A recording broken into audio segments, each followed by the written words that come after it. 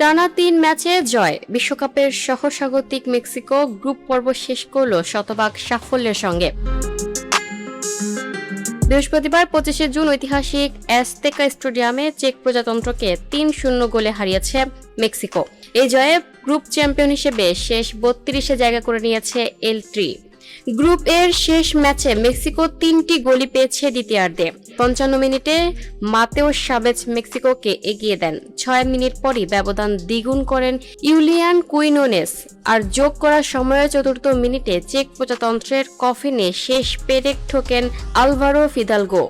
এই গ্রুপ থেকে দ্বিতীয় দল হিসেবে নকআউট পর্ব নিশ্চিত করেছে দক্ষিণ আফ্রিকা। শেষ গেম ডেতে তারা চেক প্রজাতন্ত্রের বিপক্ষে ১-০ গোলে হারিয়েছে। ম্যাচটির আরেকটি উল্লেখযোগ্য মুহূর্ত ছিল অভিজ্ঞ গোলরক্ষক গুইলেরমে অচোয়ার বিশ্ব রেকর্ড। ২০০৬ সালে বিশ্বকাপ দিয়ে অভিষেক করা এই ৪০ বছর বয়সী গোলরক্ষক দ্বিতীয়ার্ধে মাঠে নেমে নিজের ষষ্ঠ বিশ্বকাপে খেলার রেকর্ড গড়েন।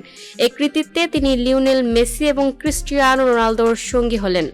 গ্রুপ পর্বে মেক্সিকোর পারফরম্যান্স ছিল দুর্দান্ত। তারা ৩টি ম্যাচে জিতেছে, 6টি গোল করেছে এবং কোনো গোল হজম করেনি।